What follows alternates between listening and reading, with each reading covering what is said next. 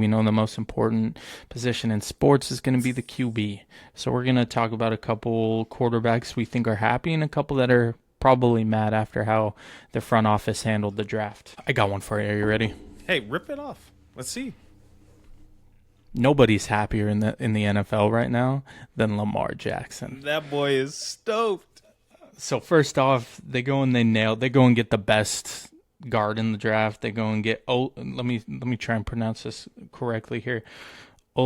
Olavavega Ione from Penn State. Can't pronounce his name for crap, but I'll tell you what. I watched this tape, and this dude's an absolute animal. He's got like Panay Sewell qualities. Ear holing guys can block just straight up the biggest nose tackles in the game, even when he needs to move out to help. Like he's insane. So you go and get the best guard in the draft, which is a big need for them. Then you go and get him two weapons. You know, I talked about this guy already. You know I like Jacoby Lane. You know I wanted him. Just something about the way he goes up and high points the ball. He's a big target. You can throw it anywhere, and he's going to make a play on it. And then very similarly, you get Elijah Surratt too. So that's two very similar guys to complement your speedy Zay Flowers. We've talked about just how many weapons they haven't surrounded him with over the years, and we were really critical of them last week, talking about how they needed to nail it, and I think they went out and did it. And not to mention, they go and get Zion Young from Missouri in the second round also to go on the opposite side of Trey Hendrickson. So, like, you get a pass rusher, you get your offensive lineman, and you get two incredible weapons for Lamar Jackson. If I'm Lamar Jackson today, I'm grabbing a pina colada in the Bahamas. I don't know where they go in Baltimore to vacation, but, man, you're stoked. You are so excited if you're Lamar Jackson. You've already mentioned the weapons that they drafted, Jacoby Lane and Elijah Surratt. You have Zay Flowers. Tez Walker, I still think is great. He's going to come on. My only concern is your offensive coordinator. And by the way, this is how you guys should think about some fantasy football. Look at who the offensive coordinator is and how they play.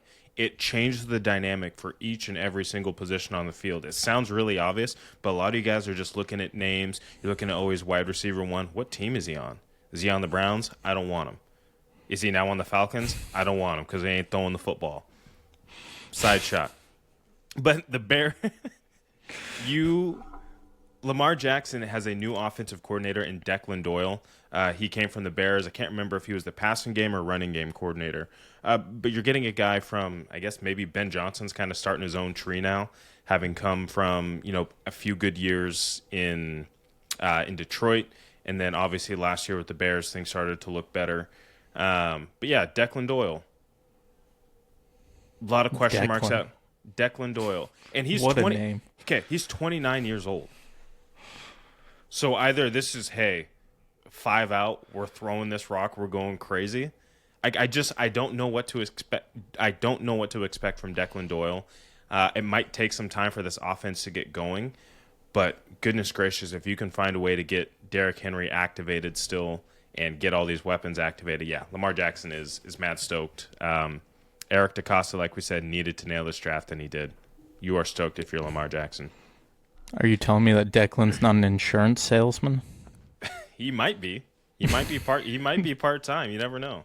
And he's got that. Right. He's got that LinkedIn face for it. Anyways, the Rip next it. Who's happy? The happiest QB room I think in the world is whoever starts for the Browns. I'm not sure whether that's going to be Deshaun Watson or whether that's going to be Shedeur Sanders or whether that's going to be Dylan Gabriel. But you are stoked. Number one, you don't have Kevin Or Taylor Green. Or Taylor Green. You are excited. You've got a new left tackle in Fano. You drafted Harold Fannin last year. And then you still have Isaiah Bond. You drafted Concepcion and Denzel Boston. This is kind of Ravens-esque in a sense of you got your trench guy, and then you got two excellent weapons for your quarterback. I love that. And I am so excited for them this year to just, see what they can do. I can't remember who the offensive coordinator is, but they hired Todd Monken, yeah, that's offensive guy, yeah. Two teams that just historically have been terrible. the Jets and the Browns put on the most random masterclass. I don't, yeah, hats off. Whoever starts in that room, it's got to be Shador. I would have a really hard time thinking it. They got to give the guy some confidence. They gotta fully commit to him now. This is the time. We all keep harping on it. Next year's draft is going to be very quarterback heavy. Go see what he can do. Give him a full year. I don't even care. Dish Dylan Gabriel off to somebody. Have Taylor Green be your third emergency quarterback, and Deshaun Watson just rot on the sideline where you belong. Give Shador a full year with this team and see what he can do. And yeah, man, if I'm him, I'm stoked. Hear me out. The Falcons need to trade for Dylan Gabriel. And they just need to run the market The full on lefty. lefties. Need to run the He's market literally- on lefties. He's Walmart Tua, which is crazy because Tua is Walmart Yeah. level quality. But And real quick, I know you probably have another happy QB. I want to No. throw in one that's kind of Rip at one at random me. here. This Tyler Shuck. If I'm Yeah. Tyler Shuck, I'm kind of stoked.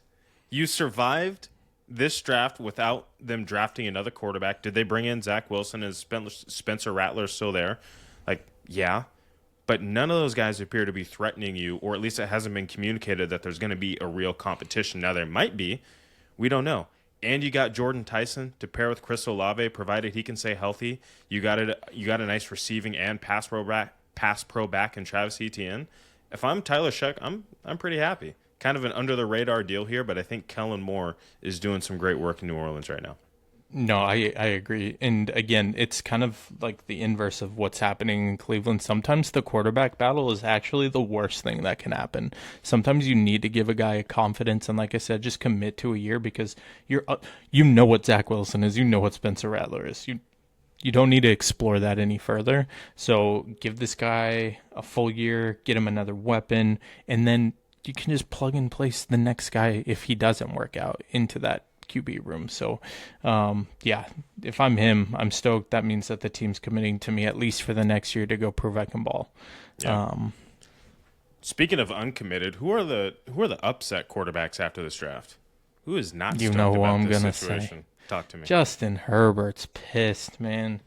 We're talking about just an uninspired offense, bad wide receiver room, bad running back, not bad, injured running back room. Amari Hampton and Keaton Mitchell are both very, very serviceable backs. When healthy, they're just borderline exactly. superstars. They're just not healthy.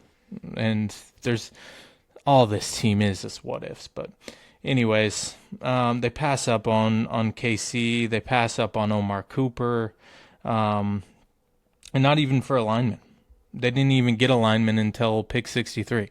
So it's not even like, oh, we're passing up on the weapons to go get another lineman to help Justin Herbert out a little bit. No. They don't. So, and then they go and they get a receiver in round 4 thinking that that's going to help. The Mississippi State guy, yeah. Yes, he runs a 4.28 40. We've seen a lot of fast guys in this league that don't pan out. John Ross, for example. The dude is 5'9", $160, soaking wet.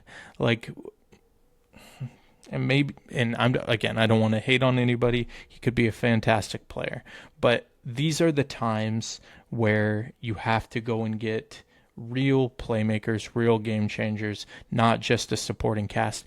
They don't have a wide receiver one. Don't tell me Lad McConkey's a wide receiver one. He's a great wide receiver too. Maybe one of the better ones if he did have a star lined up on the other side of him. But they needed to go get somebody that's going to change the game for them, and that would have been Casey. Dude, this guy's going to be awesome. And again, we just talked about the Browns nailing it with getting him. I'm upset if I'm Justin Herbert. He should be pissed. Royally pissed. Did that defense last year, one of the best defense in the leagues, arguably that carried this team into the playoffs last year with a broken down offensive line, a Justin Herbert who was not playing very well towards the end of the season, and just an injured cast? That defense was already in great shape, and I get that Jesse Minter left the building and now he's the head coach of the Ravens. But goodness gracious, why are you taking an edge player at the 22nd pick? Like, your defense wasn't what you needed to address in that exact moment. What you needed to address is a healthy wide receiver core and a wide receiver core for Justin Herbert that can consistently get open and catch footballs. Quentin Johnson looks like maybe he wasn't a bust to start the first couple games last year, and then it was back to the same old, same old. And part of that was some injuries to the offensive line and some injuries to your running back room. But still, you were relying on Keenan Allen, who was 974 years old at a certain point. They just they missed on the opportunity in that first round pick to get yourselves a weapon for Justin Herbert that he can just throw the ball to. Because Justin Herbert can sling the rock as good as anybody. He's a top 5 arm talent. There's not a lot of guys who can do what he can do with the football. Give him a chance to do it. And you brought in Mike McDaniels. Mike McDaniels wants to have some weapons to play with. Now, Omarion Hampton's probably going to have an excellent season. Watch out for him having a Devon A-Chain type season. Maybe he's not as fast, but in terms of touches, I like it. But yeah, I'm pretty upset if I'm Justin Herbert. And you know who else should be upset? Jordan Love. Jordan Love should be upset with this draft. And I get the conservative nature of the Green Bay Packers, and I absolutely understand that you took a wide receiver high last year in Matthew Golden, but that whole receiving core is injured all the time. Whether that's Jalen Reed or whether that's Christian Watson, those guys are good, but they're never available. Matthew Golden last year seemed checked out at times. He wasn't really activated. He had a couple of good games late in the season, but just not on the same page as the rest of the offense. Matt LaFleur tends to have a tough time calling games when it matters and always loses games that he absolutely should win. You've worn Josh Jacobs into the dirt over the last 2 years. You've given him so many touches, and it started to show towards the end of last year. So now you don't have a capable 1-2 punch because Emmanuel Wilson's out the door. You didn't draft a running back to help support Josh Jacobs. If I'm Jordan Love, I'm looking at this offense like, okay, we're going to go into this next year, and I'm going to have a patched up receiving core the entire year.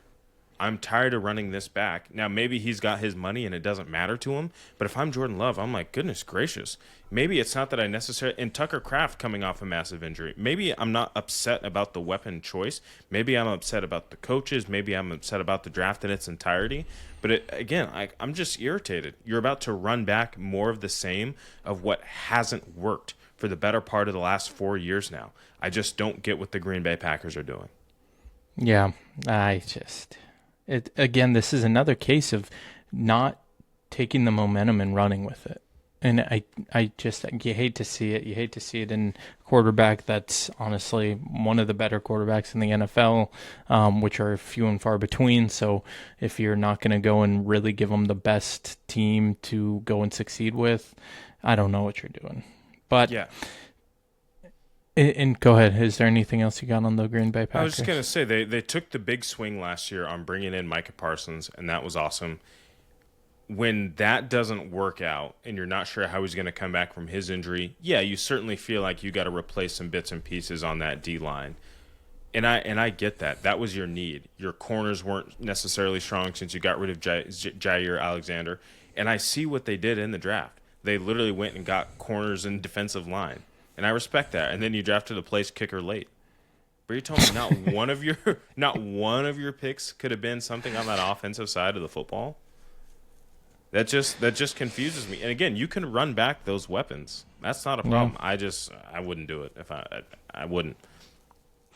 All right, let's get into our last draft thing. Five straight defensive picks. It just blows my mind.